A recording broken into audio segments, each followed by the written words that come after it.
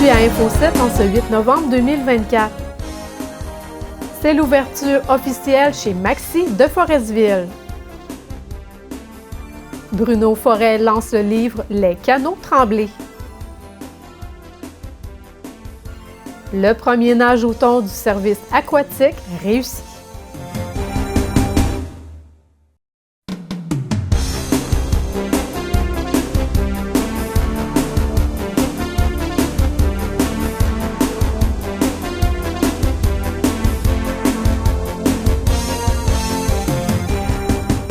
Bonjour à tous, j'espère que vous allez bien et bienvenue à notre bulletin de nouvelles. C'est officiel, le Maxi de Forestville ouvre ses portes aux clients sous la nouvelle bannière depuis le 7 novembre dernier. Après plusieurs changements dans le magasin, tout est enfin prêt et organisé de façon à ce que les clients reçoivent un meilleur service qu'auparavant. Plusieurs nouveautés sont à souligner. Monsieur Martin Lapierre, directeur du magasin, nous dévoile entre autres ce qui a été fait et le montant de l'investissement. Très heureux aujourd'hui de l'ouverture du magasin. C'est un investissement qu'on a mis pour la communauté de 4 millions de dollars. C'est beaucoup. Et aussi, on a créé 5 nouveaux emplois. Nous sommes toujours à la recherche de plusieurs talents. On a investi beaucoup dans les produits frais. Okay. Produits frais, beaucoup de variétés, de nouvelles variétés dans le fromage, dans le département de la boulangerie, beaucoup de nouvelles variétés. Dans l'épicerie, beaucoup de produits qu'on a rajoutés aussi, des produits ethniques, en passant, parce qu'on avait une demande. Fait qu'on était de ce côté-là. Il nous reste un petit peu d'ajustement à faire pour nos gens de Forestville qui nous font des demandes spéciales, mais on va travailler fort là-dessus aussi. On a déplacé le département de la boulangerie à l'entrée du magasin, où c'est plus rentable pour le client aussi de tout retrouver son frais en même place qu'arriver dans le coin là-bas. Et puis je pense que c'est une réussite, là. La clientèle est vraiment fière que Maxi s'est implanté ici à Forestville. On avait besoin de ça.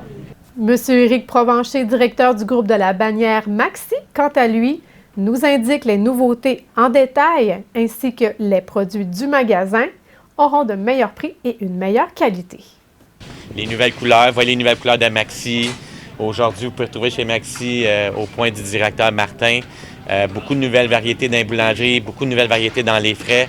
On a des produits naturels aujourd'hui, on a des produits locaux. Puis vous savez, aujourd'hui, dans la situation économique, avec l'inflation, etc., on a aussi toute cette variété-là, mais en gardant le plus bas prix possible. Fait que c'est un peu l'image qu'on veut projeter aujourd'hui. Vous venez chez Maxi, vous allez avoir les meilleurs prix, mais vous allez avoir de la variété, de la qualité, puis des produits naturels. Puis au point à Martin, il y a une demande dans les produits multiculturels aujourd'hui. Fait que c'est un créneau qu'on essaie aussi de s'adapter puis d'être meilleur. Puis naturellement, s'il y a des produits qui sont manquants, que les clients avaient dans le marché à Martin-Provigo, on est très ouvert, puis c'est des choses que Martin va adapter au fur et à mesure. Bien, c'est le fun rendu en 2025 avec Patrick Blanchette, qui est notre président, de croire qu'on peut être de plus en plus présent dans des régions éloignées. Il y a un besoin d'avoir... Chose qui se pouvait pas avant? En fait, oui, mais on a une nouvelle ouverture à avoir des plus petites surfaces. Fait qu'on se souvient, dans le passé, on avait des grandes surfaces, des Maxi et compagnie. Aujourd'hui, on essaie d'être présent à travers le Québec. On est à 187 magasins aujourd'hui. On vise plus de 200 magasins d'ici la fin de l'année. Puis c'est des choses comme ça. On est présent à Forestville, on est présent à Évin, Lebel-Skivillon. Fait qu'on est présent à travers le Québec partout, que ce soit dans une grande ville, que ce soit dans des petites villes, dans des régions éloignées. Bien, il y a un besoin, puis on croit que Maxi, on a notre place à travers le Québec. Le directeur a profité du lancement officiel pour remettre un chèque d'un montant de 2 500 $ au Chevalier de Colomb de Forestville. Là, ce qui s'en vient, c'est la campagne de la guignolée. Et puis, c'est sûr que ça va servir à ça pour la communauté. Et dernièrement, il n'y a pas longtemps, on a regardé aussi l'itinérance qui est à Forestville. Puis on est en train de regarder, on prend le pouls du terrain.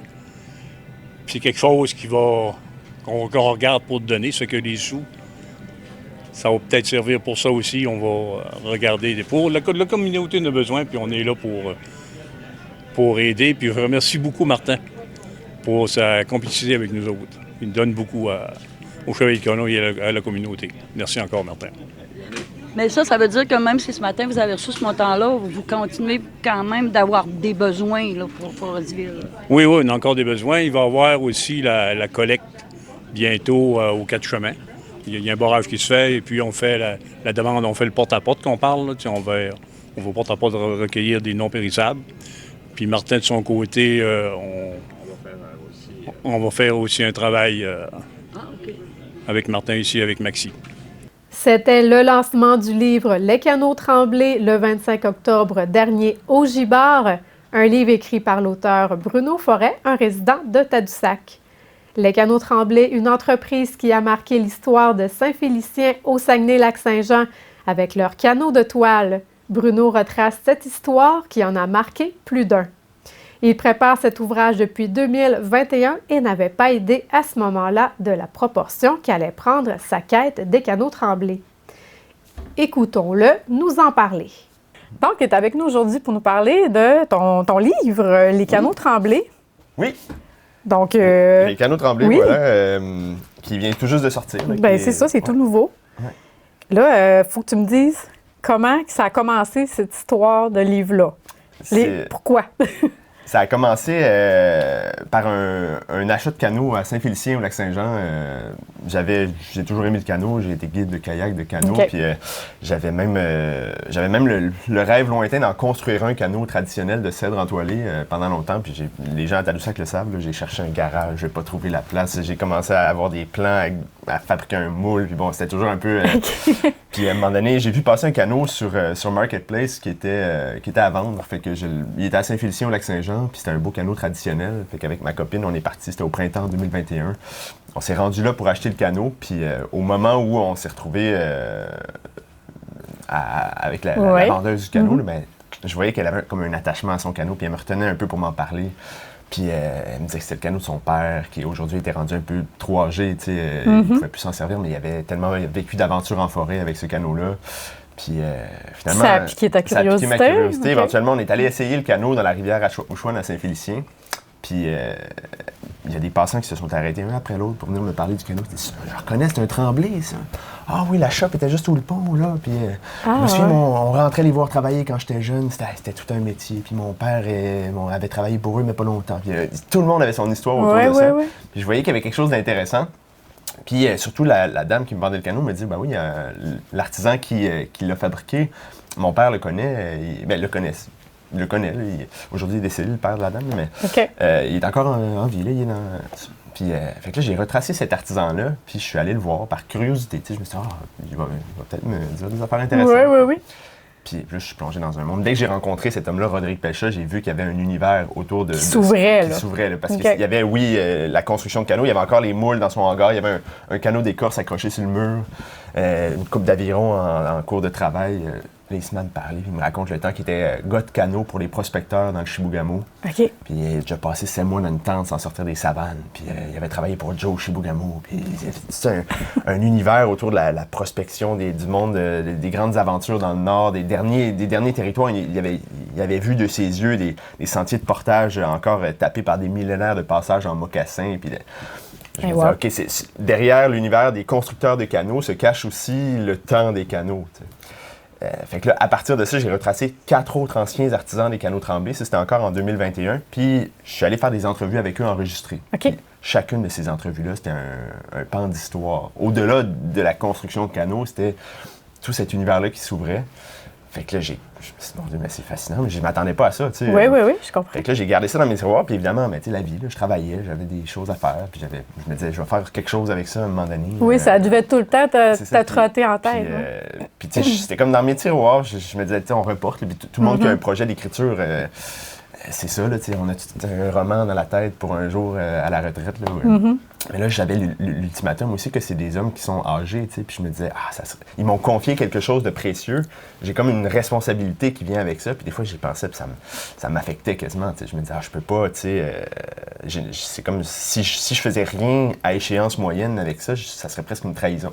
Oui. Là, j'ai eu du temps libre à l'hiver dernier, finalement, puis ça a été une espèce de bataille ultime d'écriture. Là. J'ai écrit à temps plein pendant les 12 heures par jour. Je me couchais les yeux ouverts. Oui. Puis là, c'est que je suis tombé dans la recherche aussi en archives, puis j'ai retracé une histoire qui remontait à plus loin que je pensais. Ça remontait aux années 1910, les premiers constructeurs de canaux du lac Saint-Jean, mais même forcément, on remontait plus loin pour comprendre le contexte. Puis c'était finalement la saga de la colonisation du lac Saint-Jean, puis de la transition des grands territoires libres du domaine du roi vers l'industrie, puis Fait que là, j'imagine que c'est ça qui t'a donné le goût de faire ton expédition. C'est à partir de là. En fait, c'est comme deux chemins qui se croisent. Dans le livre, je parle pas du tout de l'expédition, parce que c'est un autre sujet, mais moi, cette expédition-là remonte à l'adolescence, le rêve de le faire, tu sais. Fait qu'il y avait ça aussi en fond, en arrière-pensée dans toute cette histoire de canaux. C'était toujours les deux mêmes chemins qui se croisaient. Puis j'avais aussi, je me disais, bon, mais si j'écris ce livre-là, je vais peut-être gagner la crédibilité nécessaire pour convaincre M. Rodrigue Pelcha que je suis pas juste un petit gars qui pose des questions, là, tu sais, puis que j'ai écrit un livre. Maintenant, voulez-vous construire des canaux avec moi puis faire les canaux de l'expédition? Puis ça marche. Ah, c'est hot.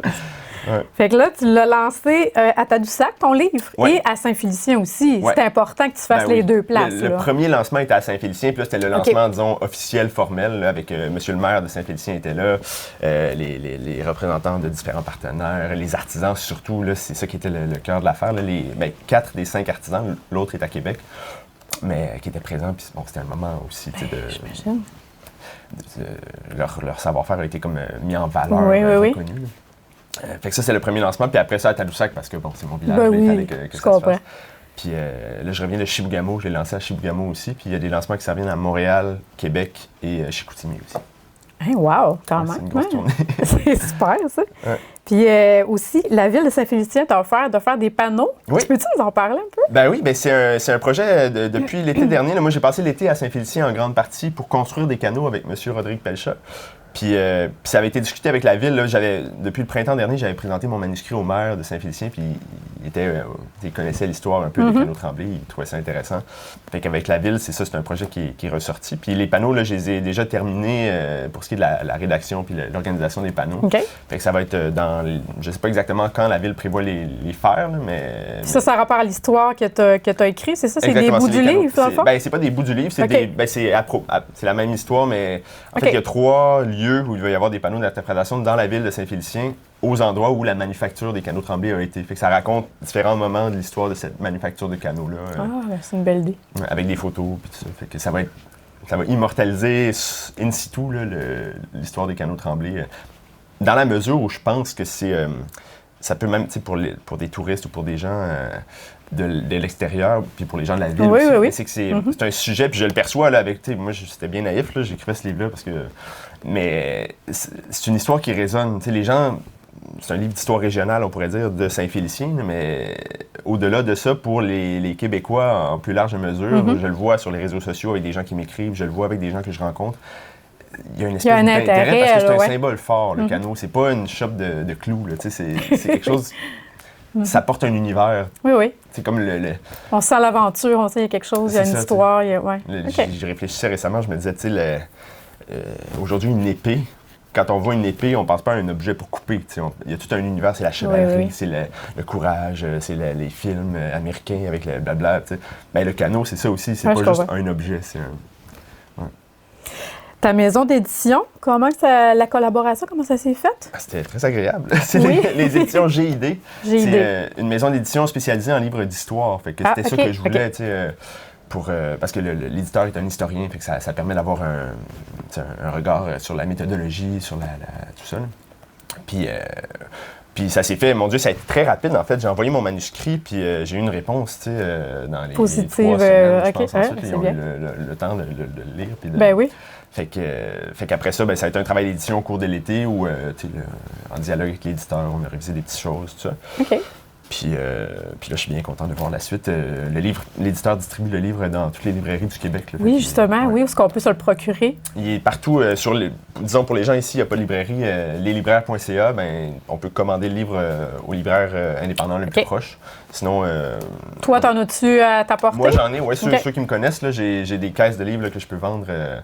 dans le secteur, là, à ceux qui me le demandent. Puis sinon, Renaud-Bré, Archambault et compagnie. Puis je vais mettre quelques points de dépôt. Là. Il y en a déjà au dépanneur chez Ida à Tadoussac pour que les gens puissent l'acheter facilement. Parfait. Peut-être le mettre dans quelques commerces comme ça. Là. Peut-être en terminant, nous dire où est-ce que tu en es avec ton expédition? Ça avance bien? Ça avance bien. Justement, là, je reviens de Chibougamau. Je suis allé jusqu'à Misticini faire des contacts un peu pour des partenariats avec les CRI de Misticini. Puis on en est... C'est ça, l'expédition. Le projet avance. Pour ceux qui ne sont pas au courant, là, on part de Tadoussac jusqu'à la baie James le 1er juin 2025 prochain. Donc... Ça sent bien. Non, ça s'en vient pas, mais quand même, ça va vite. Ben, pour un projet de cette envergure-là, je dirais que le départ, c'est demain. Oui.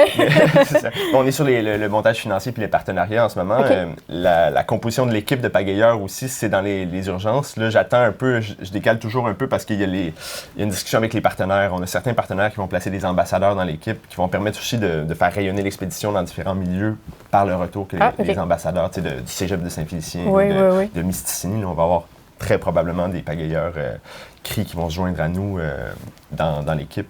Puis c'est un peu ce qu'on discute avec tous les partenaires. Fait que c'est là qu'on est, mais ça se déroule bien. Puis ça trouve encore une fois une résonance régionale. Je vois qu'il y a... On vise juste, je pense, avec ce projet-là, parce qu'au-delà de faire un trip de canot, ben, c'est une histoire qui mérite d'être racontée pour la mise en valeur de l'histoire. Oui, puis ça va être mis en documentaire aussi. Je crois que vous allez filmer le tout. Oui, c'est ça. Il y a un projet de film documentaire qui pourrait, on attend, selon les dialogues avec des diffuseurs et autres, là, ça pourrait être série, film, etc. Il y a une zone d'incertitude à ce niveau-là, là, mais sinon, il y a aussi des escales. On va rencontrer la population dans toutes les villes du Saguenay-Lac-Saint-Jean où on va s'arrêter avec l'expédition. Puis dans l'après, ben là, il y a des conférences et un livre qui sont prévus. Hey, c'est super. Bien, merci beaucoup d'être venu nous en parler. Merci à toi. Merci. Le premier événement bénéfice des services aquatiques Haute-Côte-Nord, le nage au thon, s'est déroulé à la piscine de la polyvalente des Berges située à Bergeronne. Cet événement a pour objectif d'aider les services aquatiques Haute-Côte-Nord à poursuivre leur mission en offrant des cours à un coût abordable pour la population et investir dans le renouvellement de matériel. Le principe est de mobiliser les nageurs pour créer un événement rassembleur afin de ramasser le plus de fonds possible. Durant 3 heures, les nageurs se relaient afin de parcourir le plus de longueur possible. Ils participent individuellement ou en équipe et peuvent nager autant de temps qu'ils le souhaitent. Les nageurs se font sponsoriser durant l'événement par leur entourage ou des entreprises qui financent le nombre de longueurs réalisées. Pour la première édition du Nage au thon, 30 nageurs de tous les âges se sont ainsi investis durant 3 heures. Ils ont réalisé le nombre incroyable de 1455 longueurs, le tout dans une ambiance très chaleureuse. Les services aquatiques Haute-Côte-Nord ont pu amasser la somme de 3 400 $ grâce à cet événement. Madame Annie Soucy, conseillère spécialisée de chez Martine de l'Association du cancer de l'Est du Québec, sera à l'hôpital Le Royer de Bécomo les 13 et 14 novembre prochains pour offrir les services de vente et d'ajustement de prothèses mammaires. Les femmes intéressées devront, avant le 13 novembre, prendre rendez-vous auprès de Madame Soucy au numéro de téléphone suivant 1-800-463-0806, poste 218. L'association est heureuse de pouvoir offrir à la clientèle de la Côte-Nord, via cette boutique éphémère, ce service professionnel et chaleureux, spécialisé dans la vente et l'ajustement personnalisé de prothèses mammaires externes. Le Gala Méritas Loisirs et Sports Côte-Nord présentait sa 21e édition samedi dernier. 220 personnes se sont retrouvées au manoir de Bécomo afin de souligner l'implication, le dépassement et les efforts de tous. Voici les boursiers pour la Haute-Côte-Nord. La bourse découverte Côte-Nord de 250 $ a été remise à Laurence Nollet des Escoumins en badminton, Lauriane Chiasson de Forestville pour le soccer, ainsi que Mélodie Bouchard des Escoumins en gymnastique trampoline. Pour la bourse Espoir Côte-Nord avec 500 $ en bourse, a été remis à Julia Gagnon des Escoumins en badminton. Et pour l'athlète volley élite Audrey-Anne Foster de Forestville, s'est mérité une bourse de 1 500 $. Également, s'est mérité le titre d'athlète par excellence féminin. C'est un montant de 58 150 $ qui a été remis en bourse aux différents athlètes de la région. Bravo à tous les participants. Le Centre des Arts présentera le 14 novembre à 20h la pièce de théâtre Le Nœud de Jonah Adams.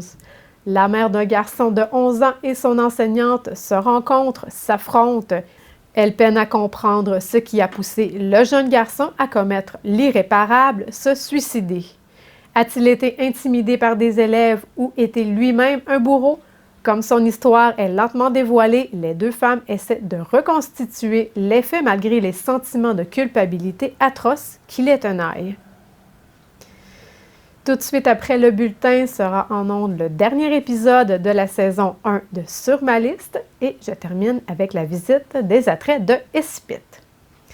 Merci d'avoir été des nôtres. On se retrouve bientôt pour un autre bulletin de nouvelles sur les ondes de TVR7.